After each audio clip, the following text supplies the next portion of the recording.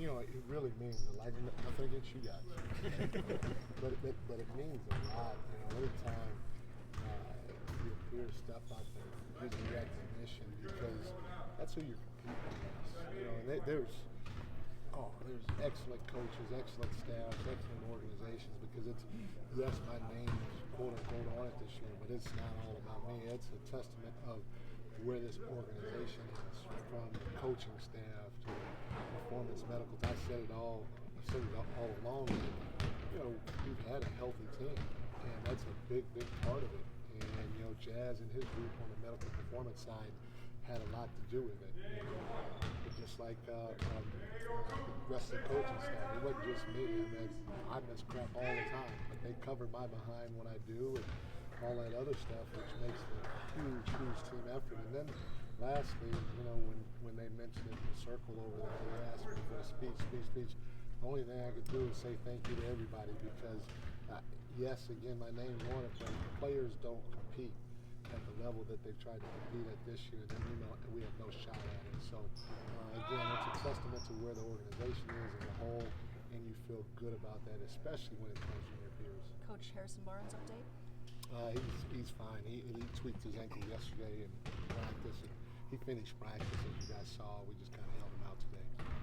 Hey, Coach, we've heard you talk a lot about the importance of guys outside of Domas rebounding defensively, and the Warriors have a lot of good offensive rebounds. Like, how essential is that in this series? It's going to be huge. A guy like Loon, he's a monster, and not just when the shot goes up in the half court, but even in transition, and more importantly, when it comes to free throw box out.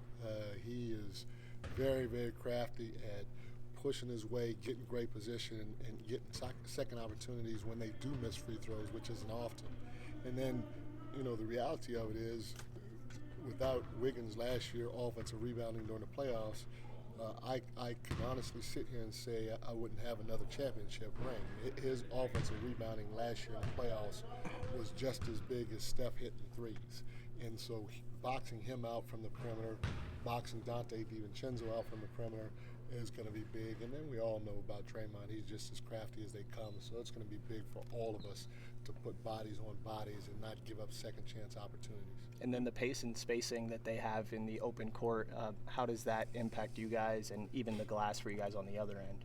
Well, that's what makes it really tough, because you have to be out guarding these guys, and you can't shrink the floor and think offensive rebound before the shot goes up, and that's going to allow them to have a lot of one-on-ones when it comes to rebounding the basketball. So we got to do our job. We got to be physical with our guys and try to keep them off the glass, and if we have an opportunity, crack back and see if we can gain rebound against Lone. What does this week look like when you talk about yesterday's practice, today's practice, and tomorrow's practice, and assuming you don't have a shoot around on Saturday, how do they kind of differ, and what's kind of the thing you need to see most from your team in these days? Well, stay locked in, be focused, try to soak up as much as you can without it being too much, and so there's a fine line that you have to be able to walk, and our guys are doing a great job with it. We don't feel like we've thrown a ton at them. Our main message, again, like I said, come playoff time, you have to have a physicality about the game, and on both ends of the floor, especially defensively. And then for us, the way we play, our pace has to be there. We have to play with great pace, and historically, you don't really see that in the playoffs, but we cannot let our foot off the gas. We're going to have to even turn it up, because they're a championship level team, and they're an experienced team. And if we play into their hands and or their pace and allow them to get up into us and slow our cuts down and slow our movement and screens and transition down, in the half court down, we're going to be in trouble. And in terms of throughout the course of the week, basically Tuesday, got a lot of shots up, watching personnel stuff. Wednesday, we went pretty hard, got them up and down against each other, simulating some game situations. Today, backed off a little bit. Tomorrow, will be shooting around, and then Saturday, it'll be optional shooting around. So that's basically the week for us. Are you getting any sense that your guys are intimidated or overwhelmed in any way by any of this? No. Can you elaborate just on how the kind of the mood in the room? No, confident.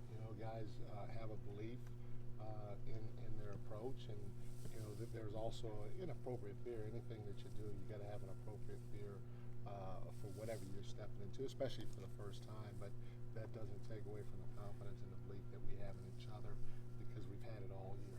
Mike, when it comes to defending Steph, I mean, how much can your knowledge of him, having coached him, help? And when it comes to Davion, how important do you think he could be, and how do you manage keeping him on the floor despite his, or not despite, but how he's shooting offensively? Like, how do you balance his playing time when it comes to his shooting too? Well, it's going to have to, first of all, it's going to have to be a group effort. So it's not just going to be Davion that's going to, quote unquote, be the guy guarding Steph. You're going to have to throw multiple bodies at him. He's a guy that if you show him the same thing over and over and over again, he can kill you. Even if you change it up, he can kill you. So he's a tough cover for anybody. And, look, at the end of the day, at this point in the year, and a lot of people have said that Mike's familiar with the Warriors. Well, I bet they're just as familiar with us and myself as we are with them, So I don't think that plays into anybody's advantage because everybody knows exactly what their opponent's going to do in a lot of different situations. It's about who's going to go out there and execute it better and at a higher level during the moment. Coach, would you say your three-part plan for success is working thus far? You had a three-part plan for success. Is it working thus far? It is, but but not necessarily success. It's for a sustained winning culture, and we're heading in the right direction. But again, and I was going to talk about this more at the end of the year. It only gets harder from here.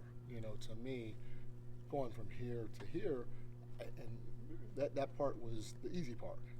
Going from here to here, even though the distance is a lot shorter, I'm telling you, and we don't know yet, but that's hard. It's hard to sustain it and to continue moving forward. That's really, really hard for all of us. Rookies in the postseason understandably get targeted a lot. How do you do anything differently with Keegan as you approach this series versus what the regular season looks like when teams may target a rookie in that regard? No, he's going to have to step up. We really haven't treated him like a rookie, as you guys know, the whole year. I mean, if he makes a mistake, he's going to hear it, and it's no different. We got to let him know. We got to coach him like he's a vet, and he's going to have to go out there and perform because we can't have anybody not stepping up during this time of the year. Mike, is there another level to the pace that you guys can go to? Because it feels like you may have even shown it a little bit in the New Orleans game and the Dallas game where you guys were moving faster all of a sudden. But do you think there is a possibility you guys can crank the pace up? I do. And now the question is how long can we sustain it? And that's what we'll have to be able to go out and see. But I do think there's another level we can take that. Mike, I want to go back to the Coach of the Year award. This is the second time you've been named Coach of the Year. What does it mean to win it at this point in your career after what you've gone through and being back in the head coaching role? As a younger coach, not in a mean way or negative way, but you kind of take things for granted because you just like when you're younger, you feel invincible. I got a story for you guys. I always got stories for you guys. But this is not a basketball-related story. When I went to junior college in Arizona, I'll never forget. My buddy had like a little 4x2 Nissan pickup truck, and it was legal back then, but you could jump in the back of the bed, and you could have 3 or 4 guys. Only 2 people supposed to fit in the thing, right? But you can have 8 guys because everybody's jumping in the back. I always used to jump in the back of his bed, and we'd even go on the highway. And I always told myself, I'm like, man, if we ever get in a wreck, right before we get in a wreck, I'll just jump off the bed and land on my feet, and everything will be cool. Simple. So again, it goes back to when you're younger, you're a lot more cocky. You think you know and confident and all that, and that cockiness, I guess, is really naive. And so you don't appreciate things. In my opinion, I'm not saying this for everybody. I know for me, but you don't appreciate things as much back then as you do now because you've gone through the ringer, not just in the sport, but in life too. And so when moments like these come across, they're special, they're precious, and you really try to embrace them. So not that I didn't appreciate it back then, but I really appreciate something like this now, and I understand how big it is, not just for me and my family, but for the organization and the city. So I really embrace it, and I really appreciate all the votes because it could have gone to a lot of other guys, in my opinion. Coach, you look back a year ago, looking back taking this job, and could you you ever envisioned where you'd be right now, especially playing the Warriors in the first round and Coach of the Year? I mean, you don't. At least I didn't think about Coach of the Year, but I truly believe when I took the job, we were going to be a playoff team, and I always said you got to be healthy, players got to compete, and they're going to bring a little bit of organization, or the staff and I had to bring a little organization to what we had going on, and then you got to get a little bit lucky too. And so I truly believe that. But in terms of playing the Warriors, again, I sort of hinted with Brandon Schneider, or we kind of joked with each other last year when I took the job, and so it wasn't anything that I said, oh, it's going to happen, but we joked about it, and it has happened, so good for both of us. Mike, can you walk us through the mental grind of a playoff series and how you prepare a team for that, even if game one hasn't even started yet? Obviously, the level of mental toughness that you have to have going into the series, and especially during the series, is going to be huge, because there are going to be a lot of adverse situations that you're going to run into. It's not going to be smooth sailing because you're playing the best of the best during this run.